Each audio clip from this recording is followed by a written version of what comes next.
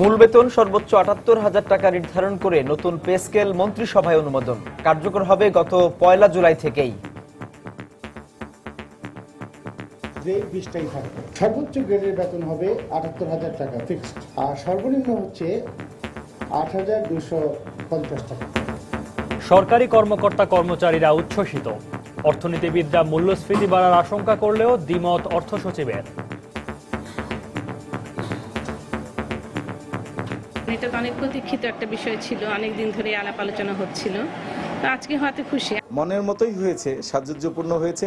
যাদের আয় উপার্জন বেড়ে যাবে তারা এখন অধিক পরিমাণে পণ্য কনজিউম করবে। হঠাৎ করে দেখা যাবে যে যোগানের যে চাহিদাটা বেড়ে গিয়েছে, তাতে মূল্যস্ফীতি বেড়ে যাবে। ডোমেস্টিক ডিমান্ড ক্রিয়েশন হবে, সেই ডিমান্ড ক্রিয়েশনটাকে সাপ্লাই সাইড রেসপন্স করতে পারবে পজিটিভলি, এবং আলটিমেটলি এটা আমাদের ইকোনমির গ্রোথকে হেল্প করবে। দেখছিলেন সময়ের বিশেষ শিরোনাম। সন্ধ্যার সময় আপনাদের সঙ্গে আছি আমি সাজিদ রাজু এবং আমি সৌমিত্র শুভ্র। এবার অন্যান্য শীর্ষ সংবাদ। জঙ্গি সংগঠনের পাশাপাশি ব্লগারদের কার্যক্রম মনিটরিংয়ে পুলিশের বিশেষ টিম গঠন। রাজধানীতে জামায়াতের ২ সাবেক এমপি সহ ১৩ নেতা আটক, ২০টি বোমা উদ্ধার। ভোটার তালিকা হালনাগাদে ঢাকায় প্রতি ৫০,০০০ বাড়িতে কাজ করছেন মাত্র ১০ জন।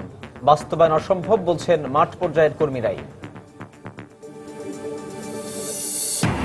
ভাঙা রাস্তা আর খানাখন্দে দুর্ভোগে থাকা দক্ষিণ সিটির বাসিন্দারা। প্রায়ই ঘটছে দুর্ঘটনা। বরাদ্দ না থাকায় হচ্ছে না সংস্কার, দাবি জনপ্রতিনিধিদের।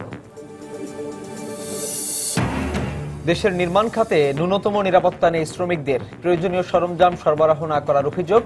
সচেতনতা বাড়ানোর আহ্বান বিশেষজ্ঞদের। এবং হাজার হাজার শরণার্থীর সঙ্গে ইউরোপ পাড়ি জমাচ্ছেন মধ্যপ্রাচ্যে থাকা বাংলাদেশিরাও। শুধুমাত্র বৈধতা পাওয়ার আশায় দীর্ঘদিন ইউরোপে থাকা অনেকের গন্তব্য জার্মানি।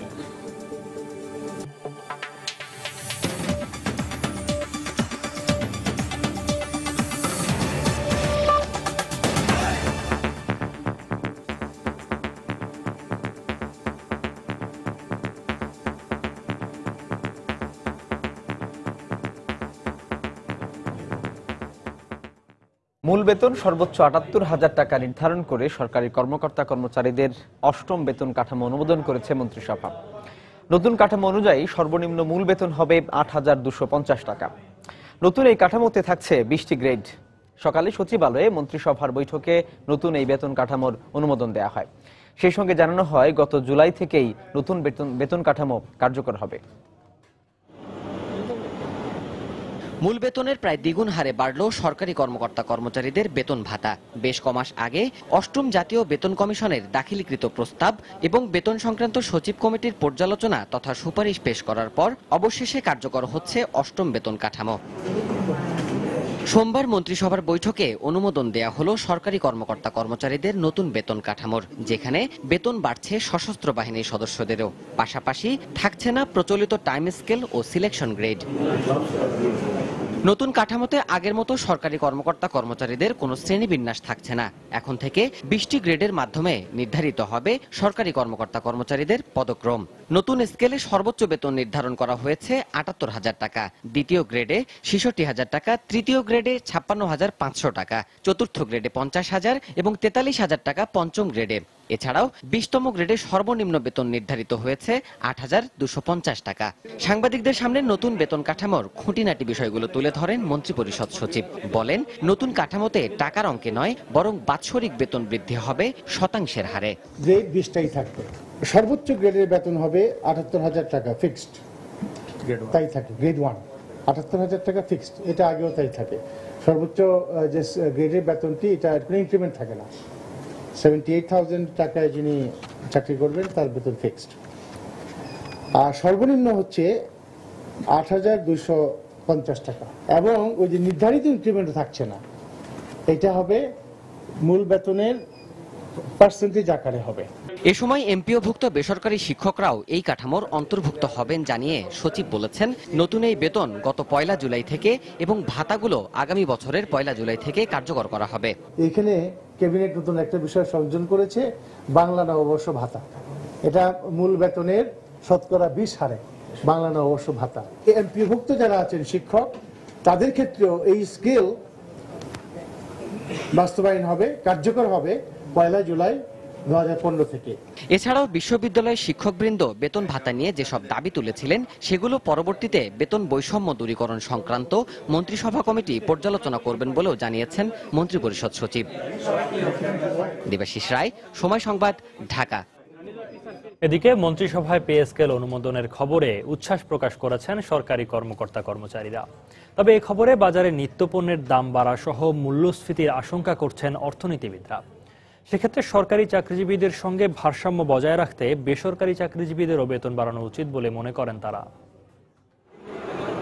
2009 সালের পর গত 6 বছরের মধ্যে প্রথমবারের মতো বেতন বাড়ছে সরকারি কর্মকর্তা কর্মচারীদের। প্রথম গ্রেড ছাড়া অন্য সবগুলোতেই বছর বছর চক্রবৃদ্ধি হারে বাড়বে বেতন। সুখবরের তালিকাটা এখানেই শেষ নয়, সঙ্গে যোগ হচ্ছে বাংলা নববর্ষ ভাতা। শ্রেণী বিভাজনের পরিবর্তে সরকারি কর্মকর্তা কর্মচারীরা এখন থেকে পরিচিত হবেন গ্রেড অনুযায়ী। মন্ত্রিসভায় 8ম পে স্কেল অনুমোদনের খবরে স্বাভাবিকভাবেই তাই সরকারি চাকরিজীবীদের খুশিটা যেন একটু বেশি। যদি সামর্থ্য অর্জন করতে পারে ক্রমাগত, অবশ্যই আমাদের বেতন ভাতা ক্রমাগত বাড়বে।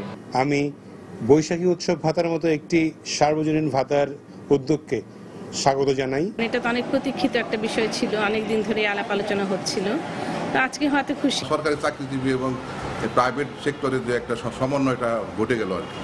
আগে যারা প্রাইভেট সার্ভিস করতে অনেক বেতন পাইত, এটা আরো একটু তাড়াতাড়ি হলে আমাদের জন্য বেটার হতো, কারণ অলরেডি এখনই বাজার গরম হয়ে গেছে। মনের মতোই হয়েছে, সাজুজ্যপূর্ণ হয়েছে।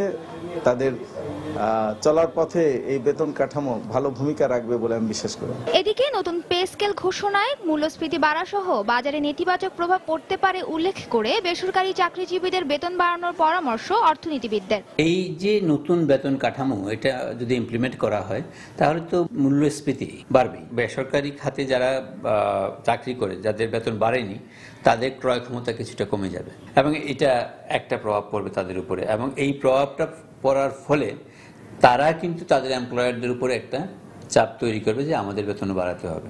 এটা একটা কারণে ওইখানে একটা ওভারটাইম বেতন বাড়বে প্রাইভেট সেক্টরে। সরকারি কর্মচারীদের বেতন বাড়াতে হবে সেটা নিয়ে কোনো দ্বিমতের কিছু নাই। একটা জিনিস যেটা বৈসাদৃশ্য লাগে আমার কাছে, সেটা হচ্ছে যে বেশিরভাগ চাকরি আজকাল বিক্রয়যোগ্য এবং সেই বিক্রয় মূল্যটা আরো বেড়ে গেল। একবারে বেতন বৃদ্ধি হওয়াতে বাজেটের উপর বেশ চাপ পড়েছে। ঘোষিত পে স্কেলের বেতন চলতি বছরের জুলাই এবং ভাতা 2016 থেকে কার্যকর হবে। নাজিয়া শাকুর, সময় সংবাদ, ঢাকা। এদিকে নতুন বেতন কাঠামোর কোনো নেতিবাচক প্রভাব বাজারে পড়বে না বলে মন্তব্য করেছেন অর্থ সচিব মাহবুব আহমেদ। দুপুরে সচিবালয়ে সাংবাদিকদের এক প্রশ্নের উত্তরে তিনি একথা বলেন। কোনো ইনফ্লেশন ইম্প্যাক্ট কি সেটা নির্ভর করবে যে টাকাটা বর্ধিত টাকা যেটা বেতন বাবদ দেওয়া হবে সেই টাকাটা কিভাবে সংস্থান করা হবে। বাজেটের মধ্যে এই যে বর্ধিত অঙ্ক যেটা আসবে সেটা কিন্তু রাখা আছে। বাজেটের ডেফিসিট হলো 5%, এটাতে ইনফ্লেশন হওয়ার কোনো কারণ নাই, কারণ বেতন ভাতা বাবদ যে টাকাটা রাখা হবে সে টাকা তো আমার ওই 5% ডেফিসিট ওটার ভিতরেই আছে। ডোমেস্টিক ডিমান্ড ক্রিয়েশন হবে, সেই ডিমান্ড ক্রিয়েশনটাকে সাপ্লাই সাইড রেসপন্স করতে পারবে পজিটিভলি, এবং আলটিমেটলি এটা আমাদের ইকোনমির গ্রোথকে হেল্প করবে। জঙ্গি সংগঠনগুলোর পাশাপাশি ব্লগারদের কার্যক্রম মনিটরিংয়ে অবশেষে টনক নড়েছে পুলিশের। ব্লগারদের নিরাপত্তা নিশ্চিত করা আর ব্লগের লেখা পর্যবেক্ষণের জন্য দেশের প্রতিটি পুলিশ ইউনিটে গঠন করা হয়েছে স্পেশাল টাস্ক গ্রুপ এসটিজি নামে বিশেষ টিম। একই সঙ্গে জঙ্গি সংগঠন ও জঙ্গি সদস্যদের যাবতীয় তথ্য নিয়ে ডেটাবেস তৈরি করবে টিমটি। বিস্তারিত জানাচ্ছেন কমল দে। বর্তমানে ব্লগ এবং ব্লগার দুটোই আলোচিত শব্দ, তার সাথে সামগ্রিকভাবে জড়িয়ে রয়েছে জঙ্গি ও জঙ্গি সংগঠন নামে আরো দুটি শব্দ। ব্লগে ধর্ম, রাজনীতির পাশাপাশি আন্তর্জাতিক বিষয়ে লেখনীর মাধ্যমে ব্লগাররা তাদের ব্যক্তিগত মতামত তুলে ধরছেন। অপরদিকে ব্লগারদের নাস্তিক দাবি করে তাদের বিরুদ্ধে মৃত্যু পরোয়ানা জারি করে আসছে আনসারুল্লাহ বাংলা টিম সহ নানা জঙ্গি সংগঠন। এমনকি বিজ্ঞান মনস্ক কয়েকজন ব্লগারকে নৃশংসভাবে কুপিয়ে হত্যাও করেছে তারা। দেরিতে হলো অবশেষে এ নিয়ে নড়েচড়ে বসেছে পুলিশ প্রশাসন। জঙ্গিদের যে সার্বিক কার্যক্রম একটা আমাদের তদারকির আওতায় আনার জন্য আমরা এই ধরনের একটি কমিটি গঠন করেছি এবং সেই কমিটিটি সারা দেশব্যাপী হয়েছে, আমাদের এই মেট্রোপলিটনও হয়েছে। সেই মেট্রোপলিটন সেই অনুযায়ী কাজ শুরু করেছে। এই কমিটিটি যারা জঙ্গিবাদের সাথে জড়িত, কিভাবে জড়িত হচ্ছে, তারা কোথায় কি করছে না করছে, সেই সংক্রান্ত সব তথ্য উপাত্ত সেগুলো সংগ্রহ করবে। পুলিশ হেডকোয়ার্টারের নির্দেশে দেশের প্রতিটি পুলিশ ইউনিটি গঠন করা হয়েছে 7 সদস্যের স্পেশাল টাস্ক গ্রুপ। মূলত ব্লগারদের নিরাপত্তার পাশাপাশি তাদের লেখা পর্যবেক্ষণ করবে এই কমিটি। ব্লগার যারা আছে তাদেরকে আমরা শনাক্ত করব, তাদের পরামর্শ দিব, নিরাপত্তামূলক পরামর্শ, তাদের লেখালেখি বা অন্যান্য বিষয়গুলো আমরা একটু পর্যালোচনা করে দেখব, কাদের বিরুদ্ধে থ্রেট আসতেছে বা কী করতেছে, সেসব বিষয়ে যেসব আইনানুগ ব্যবস্থা নেওয়া প্রয়োজন সেগুলো আমরা নেব। দেরিতে হলো জঙ্গিদের ডাটাবেস তৈরিকে জঙ্গিবাদ দমনে ইতিবাচক হিসাবেই দেখছেন এই নিরাপত্তা বিশ্লেষক। আইন শৃঙ্খলা রক্ষাকারী বাহিনীর হচ্ছে আজকে সে এখানে আছে তো কালকে নাই, ডাটাবেস তৈরি হবে, ঘটনাগুলি কি ইনসিডেন্ট হয়েছে সেটা, তাহলে সেখান থেকে সে সূত্রটা খুঁজে নিয়ে সে শুরু করতে পারবে। নাইলে এটাকে ট্র্যাকিং করা, তাকে খুঁজে বের করা, কে কখন কোথায় ঘটনা হলো, এটা আর সবার মেমোরি থাকবে না। অতিরিক্ত পুলিশ সুপারদের প্রদান করে গঠিত এই বিশেষ কমিটিতে 2 জন সহকারী পুলিশ সুপার, 2 জন পরিদর্শক এবং 2 জন উপপরিদর্শককে সদস্য হিসাবে রাখা হয়েছে। কমল দে, সময় সংবাদ, চট্টগ্রাম। রাজধানীর পল্লবী থেকে জামাতে ইসলামীর সাবেক 2 সংসদ সদস্যকে বোমা সহ আটক করেছে পুলিশ। এদের মধ্যে মুজিবুর রহমান ছিলেন রাজশাহী 1 আসনের এবং অপরজন গোলাম পরোয়ার খুলনা 5 আসনের জামাতের সংসদ সদস্য। এ সময় এই 2 জন ছাড়াও আটক করা হয় 11 জন জামাত নেতাকর্মীকে। গোপন সংবাদের ভিত্তিতে খবর পেয়ে পুলিশ জামাত নেতা হারুনুর রশিদের পল্লবীর বাসায় অভিযান চালিয়ে 20টি হাত বোমা উদ্ধার করে। পুলিশ জানিয়েছে তারা নতুন একটি দল গঠনের উদ্দেশ্যে গত কদিন ধরে পল্লবীর ওই বাসায় অবস্থান করছিলেন। নাশকতার পরিকল্পনা করতেছে, এরকম সংবাদের ভিত্তিতে আমরা ডিবি সহ যৌথ অভিযান পরিচালনা করি। অভিযানে বেশ কয়েকজন জামাতের কেন্দ্রীয় নেতা এই ঘটনার সাথে জড়িত। তাদের কাছ থেকে পরবর্তীতে সার্চ করে 20টা শক্তিশালী বোমা উদ্ধার হয়েছে, যেটা পরবর্তীতে আমরা নিষ্ক্রিয় করেছি, এবং স্পেশাল কিছু লাঠি যেটা তারা ঢাকার বাইরে থেকে কুরিয়ার সার্ভিসের মাধ্যমে এনেছে বলে আমরা জানতে পারি। মাসের পর মাস কাটলেও অবস্থার কোনো উন্নতি নেই ঢাকা দক্ষিণ সিটি কর্পোরেশনের ভাঙা আর খানাখন্দে ভরা সড়কগুলোর। এতে বাড়ছে দুর্ঘটনা সহ নাগরিক নানা দুর্ভোগ। এই অবস্থা ঊর্ধ্বতন কর্তৃপক্ষকে বারবার জানানোর পরও বরাদ্দ না পাওয়ায় অসহায়ত্ব প্রকাশ করেছেন নতুন দায়িত্ব নেওয়া ওয়ার্ড কাউন্সিলররা। যদিও বেহাল সড়কগুলোর উন্নয়নে সম্প্রতি একটি প্রকল্প পাশ হয়েছে জানিয়ে মেয়র বলছেন মাস 2-এর মধ্যেই কাজ শুরু করবেন তারা। তারেকুজ্জামান শিমুলের রিপোর্ট। সমানতালে নেচে চলেছে একের পর এক মোটরযান। অবিরাম হেলেদুলে চলার এই দৃশ্য যে কোনো মোটর নাচ প্রতিযোগিতা নয় তা সহজেই বোঝা যায় যাত্রীদের মুখের দিকে তাকালে। কোনো মফস্বল শহরের পরিত্যক্ত সড়কের নয়, এই দশা খোদ রাজধানীর ব্যস্ততম একটি সড়কের। সায়দাবাদ যাত্রাবাড়ি সংযোগ সড়ক নামে পরিচিত রাস্তাটির করুণ দশা গত 6 মাস ধরে। শুরুতে কিছুটা সহনীয় থাকলেও অবস্থা শোচনীয় পর্যায়ে পৌঁছায় গত কয়েক মাসের বর্ষায়। প্রায় 3 কিলোমিটার সড়কের বেশিরভাগ অংশেই নেই পিচের ঢালাই, সৃষ্টি হয়েছে বড় বড় খানাখন্দক। কোথাও কোথাও অবস্থা এমন যে গাড়ি চলাই যেন দুষ্কর। আমার সামনে যে গর্তটি দেখতে পাচ্ছেন এটি লম্বায় প্রায় 5 ফিট এবং এর গভীরতা প্রায় 1 ফিট, যা যে কোনো যানবাহনের গতিরোধ করতে সক্ষম। কাজে খুব সঙ্গত কারণেই এই রাস্তা দিয়ে যখন কোনো গাড়ি চলাচল করে তখন চালক চেষ্টা করেন এই ধরনের গর্তকে পাশ কাটিয়ে চলার। কিন্তু সেই সুযোগ যখন থাকে না তখনই ঘটে বিপত্তি। বাধ্য হয়ে পার হতে গিয়ে খানাখন্দকে আটকে যায় বেশিরভাগ ছোট ছোট গাড়ি, সৃষ্টি হয় তীব্র যানজট। বেসামাল এই অবস্থায় দুর্ঘটনাও ঘটে প্রতিনিয়ত। রাস্তার যে পরিস্থিতি, মানুষের হয়রানি, মাজার সমস্যা হয়ে যায়, গাড়ির মধ্যে পলে কাইতে পল্লি খেয়ে জায়গা, বড় গাড়ি তো চাক্কা বড় জায়গা, এমনি যে বড় বড় রিক্সার টেলিভিশনের, আর আমরা যে গাড়ি নিয়ে চালাইতে পারতেছি না। প্রতিদিনই বাই 2-1টা অ্যাক্সিডেন্ট হয়। ওই দিনকে একটা রিক্সা মহিলা সহ ডাইরেক্ট এমনি কাটতে পড়ে গেছে। এমনি তো রুগী নর্মাল করে আসে, তারপর আমরা এই বাঙ্গাই দিয়ে গেলে আরো বেশি নর্মাল হয়ে যায়। যদি কোনো প্রেগন্যান্ট মহিলা যায় তাহলে রাস্তায় তার ডেলিভারি হয়ে যাবে। প্রায় একই দশা যাত্রাবাড়ি, ডেমরা, পুরান ঢাকার প্রধান বেশ কয়েকটি সড়কের। বিশেষ করে মেয়র হানিফ ফ্লাইওভারের নিচের রাস্তাগুলো নিয়ে অভিযোগের শেষ নেই। চকের জাম্বার জায়গা, চাক্কা জায়গা, মাউন্ট সুইটাপুরে জায়গা, কি করুন ভাই, আমাদের অবস্থা খুব খারাপ হয়ে যায়। নিচের রাস্তা ঠিক করলে তো আর উপরেতে চলবো না, সেই চিন্তা ভাবনাই করে আর কি। দায়িত্ব পাবার পরপরই এলাকাবাসীর এত সব অভিযোগের মুখে অসহায়ত্ব প্রকাশ করা ছাড়া যেন কিছুই করার নেই ওয়ার্ড কমিশনারদের। জনগণ যখন এই রাস্তাটা যায়, আমি যখন সামনে বসে থাকি তখন আমি অনুভব করি আসলে এই পরিস্থিতি বা এই পরিবেশের জন্য জনগণ আমাদের ভোট দেয়নি। তবে আশার কথা শোনালেন মেয়র। মাননীয় প্রধানমন্ত্রী আমাদেরকে একটি প্রকল্প অনুমোদন করে দিয়েছেন। আমরা এখন টেন্ডার প্রক্রিয়ার মধ্যে আছি। টেন্ডার প্রক্রিয়া সম্পন্ন হলে ভাঙাচোরা রাস্তাঘাট মেরামতের কাজটা শুরু করব আশা করি 2 মাস পর থেকে। এছাড়া মেয়াদ শেষের আগেই নির্বাচন পূর্ববর্তী প্রতিশ্রুতির পূর্ণ বাস্তবায়ন ঘটিয়ে দক্ষিণ ঢাকাকে নিরাপদ ও বাসযোগ্য নগরী হিসেবে গড়ে তোলার প্রত্যয় ব্যক্ত করেন তিনি। তারেকুজ্জামান শিমুল, সময় সংবাদ, ঢাকা। সন্ধ্যার সময় আরো থাকছে। খাগড়াছড়ির দীঘিনালায় সেনা অভিযানে 2টি এসএমজি ও বিপুল পরিমাণ গোলাবারুদ উদ্ধার, আটক 1।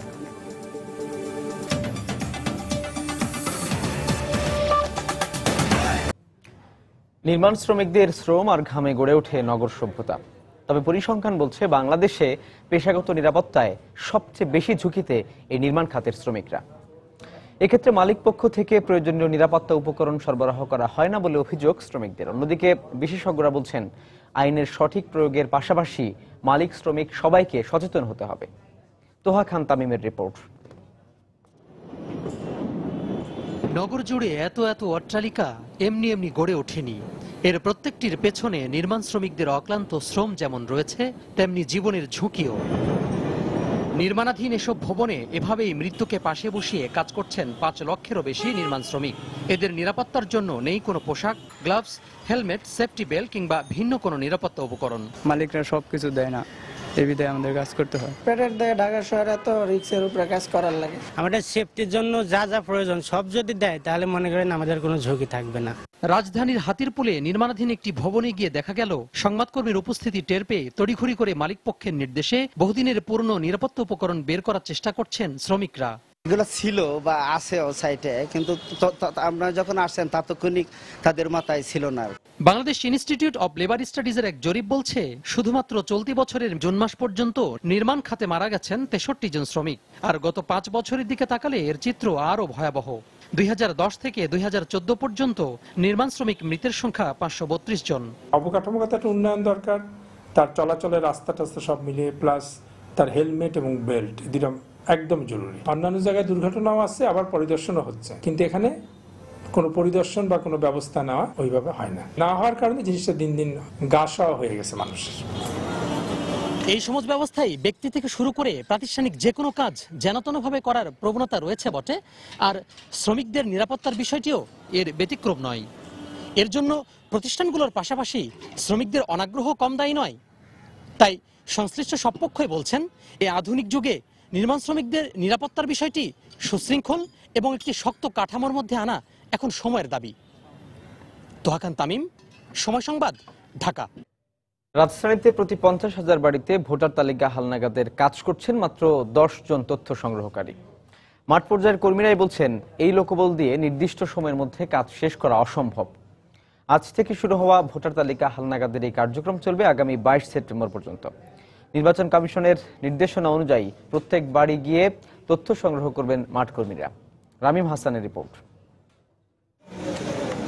রাজধানীর গুলশান এলাকা ভোটার তালিকা হালনাগাদের জন্য বাড়ি বাড়ি যাওয়া শুরু করেছেন তথ্য সংগ্রহকারীরা, কিন্তু এই বাড়িটিতে ঢুকতেই পারলেন না তারা।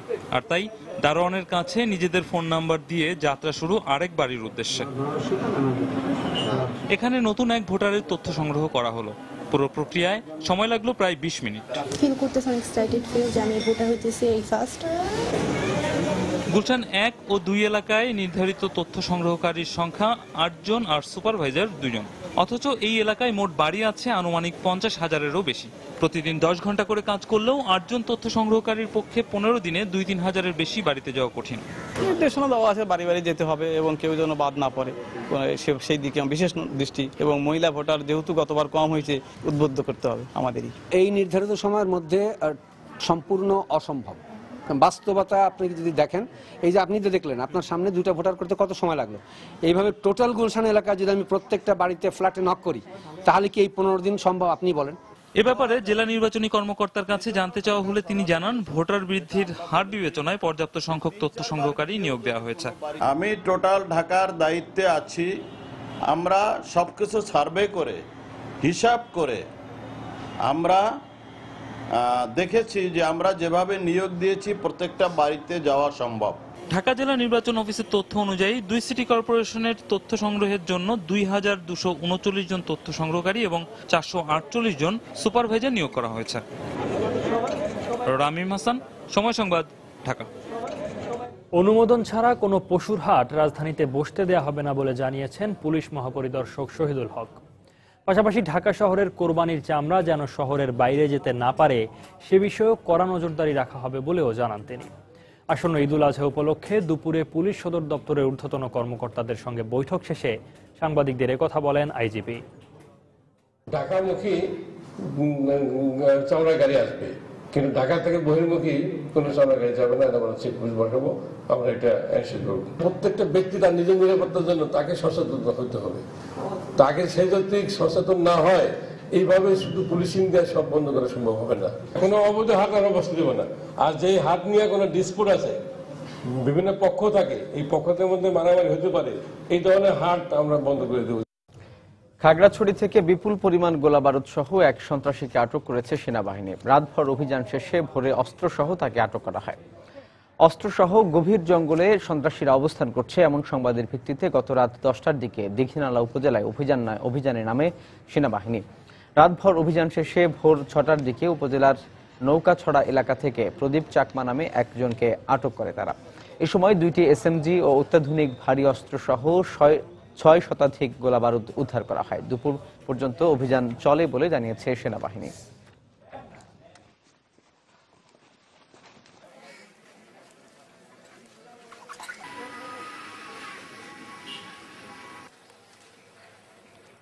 চট্টগ্রামে জঙ্গি সংগঠন হামজা ব্রিগেডের 4 জনের 3 দিন করে রিমান্ড মঞ্জুর করেছেন আদালত।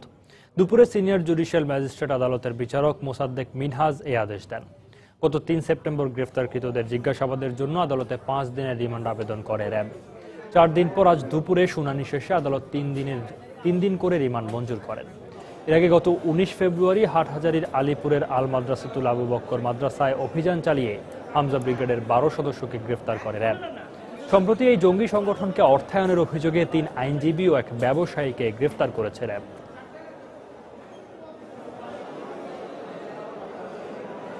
আর আমাদের রাষ্ট্রপক্ষের আমার সাথে এডিশনাল পিপি চন্দন বিশ্বাস ছিল, আরো অন্যরাও ছিলেন। আমরা শুনানিক্রমে উভয় পক্ষে শুনানিক্রমে senior judicial magistrate Mosaddek Minhaj উনি 3 দিনের এই 4 জনকে 3 দিনের রিমান্ড মঞ্জুর করেছে এবং বলেছেন, উনি আদেশ দিয়েছেন মহামান্য হাইকোর্টের নির্দেশ মোতাবেক তাদেরকে জিজ্ঞাসাবাদ করতে। 16 বছরে মেয়েদের বিয়ের বয়স নির্ধারণের সিদ্ধান্তকে কন্যা শিশুর মানবাধিকারের উপর হস্তক্ষেপ হিসেবে দেখছেন নারীবাদী ও মানবাধিকার সংগঠনগুলো। এছাড়া সরকারের এই সিদ্ধান্ত বাস্তবায়ন হলে তা দেশের সংবিধান এবং আন্তর্জাতিক সনদে নারী ও শিশু অধিকারের অঙ্গীকারের লঙ্ঘন হবে বলেও মনে করেন তারা।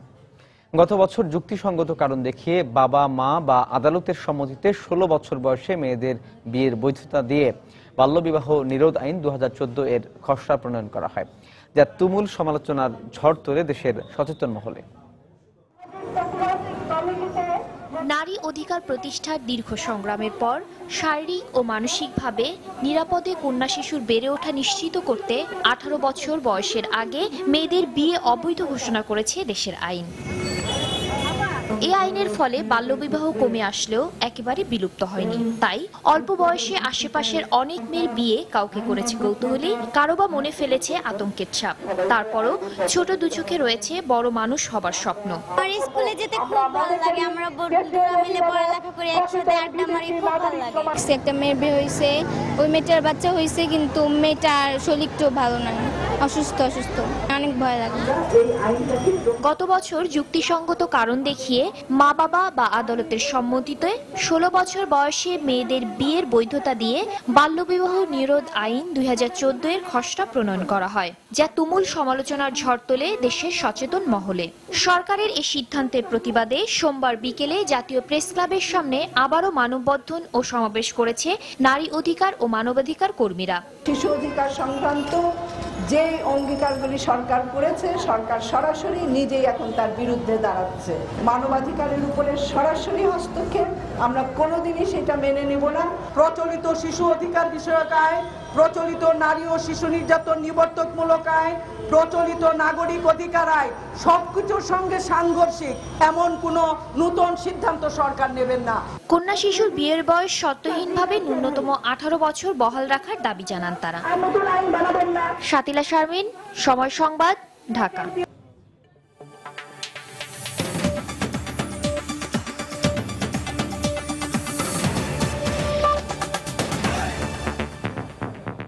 জীবনের ঝুঁকি নিয়ে নানা দেশ ঘুরে ইউরোপ পাড়ি জমাচ্ছেন লিবিয়া, মধ্যপ্রাচ্য সহ বিভিন্ন দেশে থাকা বাংলাদেশিরা। ইউরোপে অভিবাসীদের নিয়ে কাজ করা সংস্থাগুলোর তথ্য মতে 5টি রুটে প্রতিদিন গড়ে 30 জন করে বাংলাদেশের সীমান্ত পাড়ি দিয়ে ইউরোপ আসছেন। এদের বেশিরভাগই লিবিয়া থেকে ভূমধ্যসাগর পাড়ি দিয়ে আসেন। এছাড়া ইউরোপের অন্যান্য দেশে থাকা অবৈধ বাংলাদেশিরাও এখন যাচ্ছেন জার্মানিতে শুধুমাত্র বৈধতা পাওয়ার আশায়। চলতি বছরের জানুয়ারি থেকে জুলাই পর্যন্ত সর্বমোট 6085 জন বাংলাদেশি অবৈধভাবে সীমান্ত পাড়ি দিয়ে ইউরোপ পাড়ি জমিয়েছেন। ম্যাসেডোনিয়া, গ্রিস, বুলগেরিয়া ওইদিকে আসছি। এখানে সেটেল হওয়ার জন্য আসছি। দুবাই থেকে ওই বাইরোডে আসছি তুর্কি থেকে আসার পর গ্রিসে 3 বছর ছিলাম, 4 বছর ছিলাম। কষ্ট তো অবশ্যই কষ্ট হয়েছে, কত কষ্ট স্বীকার করে এসেছে এর জন্যই দেখি সেটেল হওয়া যায় কিনা, এর জন্যই এসেছে। মনে হয় 300-র মতন হবে বাংলাদেশে।